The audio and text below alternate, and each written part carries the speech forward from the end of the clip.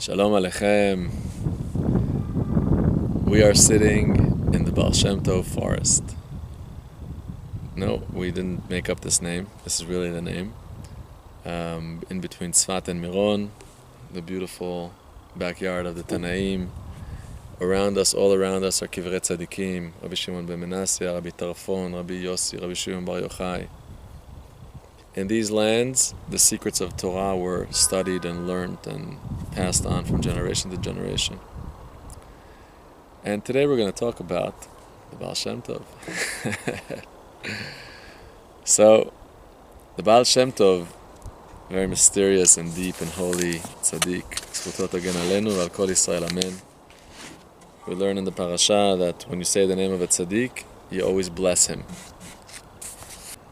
Baal Shem Tov was really raised in the forests. Baal Shem Tov was born to his father Rabbi Eliezer and Sarah when they were 100 years old, just like the story of our parasha with Avraham Avinu and Yitzchak. Long story, the father of the Baal Shem Tov was a very big tzaddik, very hidden tzaddik, and at age 100 they had their son, Israel. His father passed away very shortly after he was born, when he was very young. And the tzava'ah, the heritage, the inheritance that he left his son, was he called over his son and he said, "My dear son, Israel, I won't be able to raise you, I'm leaving this world, but I want to tell you two things. First is never be scared of anything or anyone, only HaKadosh Baruch Hu. And the second is love every single Jew, like he's your brother." This was the legacy that the Baal Shem Tov's father gave him, passed on. And the Baal Shem Tov raised himself in the Carpathian Mountains in Russia. He used to spend days and days and weeks in the forests, not being scared of anything, building his relationship with HaKadosh Baruch Hu, studying Torah. But the story of the Baal Shem Tov really goes back.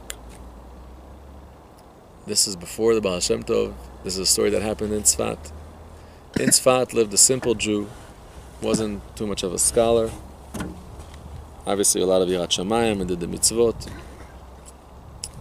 And this Jew had one thing that he was excellent in, one quality, was privacy, tzniut.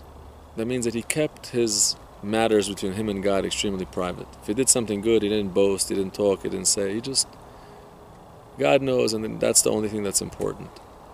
And this was his custom his whole life. In Shamayim, this behavior of this Jew was very impressive, and they decided to send him Eliyahu Navi to teach him the secrets of the Torah, to bring him in. So one night, after this Jew does Tikkun Chatzot, he hears a knock on his door. Who is it? Eliyahu Navi. Okay, he's a simple Jew. Baruch haba, come in. Eliyahu Navi tells him, I was sent from Shamayim to teach you the secrets of the Torah. Fantastic. But I just want to ask you for one thing first. Just something, a good deed that you did on the day of your Bar Mitzvah. I want you to please tell me what it was. So this Jew looks at Eliyahu Navi and says, listen, I'm a simple Jew, but this is something that I've done my whole life. I don't talk about my good deeds. I keep them private between me and God. So I'm sorry, I will have to reject your offer. I cannot tell you what I did. And poof, Eliyahu Navi disappears. This now even did a bigger noise in Shamayim, that this person is so loyal to his custom, to his tzniut within him and Hashem, that the next night Eliyahu Navi comes knocking on his door again. This guy opens the door and says, okay, I'm here to teach you, no conditions. And he taught him, and this guy became a master in all the secrets of the Torah, the hidden, the revealed. But he continued his minag. No one in the world knew about this. On the outside, he kept on the same exterior, the same behavior, and he actually died being absolutely mysterious and no one ever knew about him. This was the Gilgul of the Baal Shem Tov.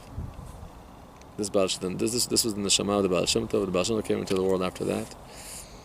And naturally, he continued on the same path of tzniut, of privacy, of knowing who he was.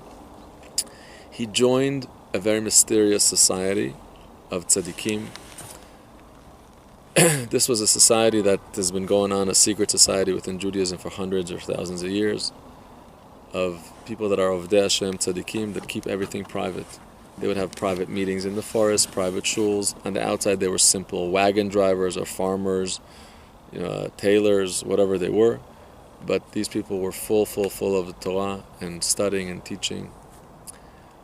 They had missions where they met each other and decided on different cities that they had to approach and strengthen Judaism in different places. There's a whole culture and a whole society.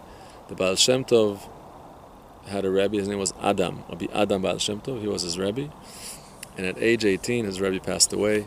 He became the head of the 36 hidden tzaddikim at age 18, which was very real and very awesome, and we can't imagine the level, the spiritual level and stature that he was on.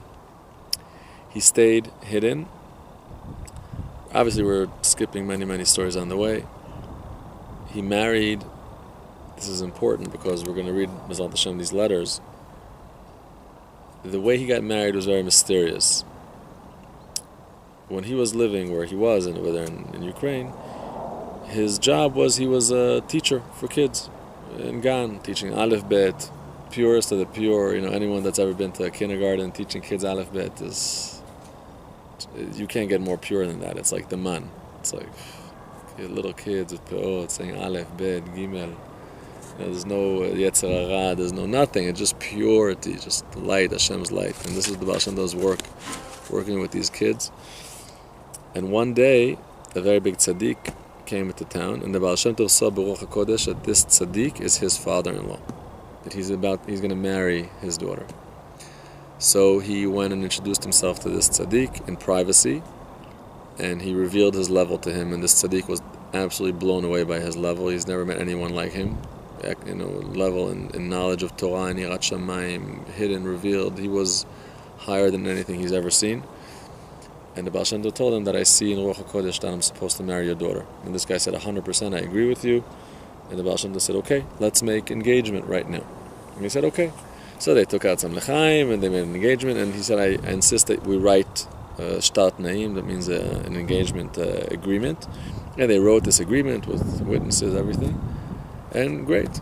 And this rabbi, a couple of days later, continued his journey home. On the way home, he passed away, this rabbi. And months go by. One day, the Baal Shem Tov shows up in this other town, and he goes to the house of the rabbi, who now passed away. And in this house is living Rabbi Gershon Kitov, who was now the rabbi, who was the son of the rabbi, and his sister, who was the future wife of the Baal Shem Tov. And the Baal Shem Tov is dressed like a regular farmer, obviously everything very, very hidden. Pretends like he doesn't even know how to read and write.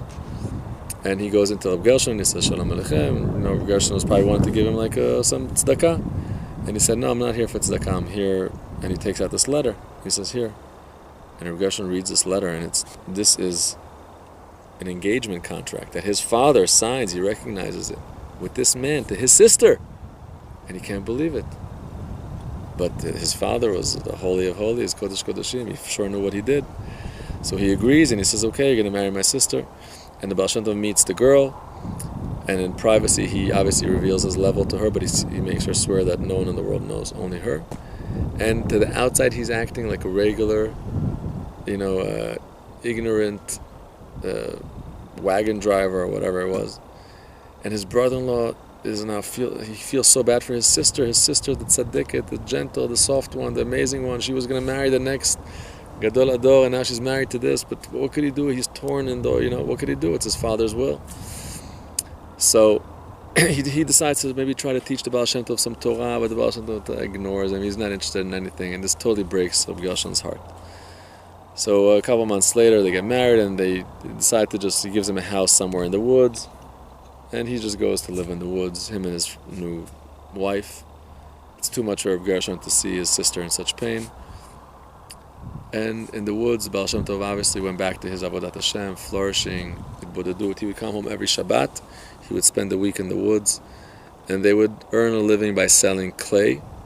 And they lived a very simple life, obviously. And this was the case till age 36. At age 36, that's when the Baal Shem Tov knew that he had to be revealed. He revealed himself also to his brother-in-law. And all these things are amazing stories. I recommend reading them inside. My stories don't do justice to the beauty and kedusha. I recommend everyone get a Baal Shem Tov storybook and read about his life and But we're just doing this as an intro to get to this letter.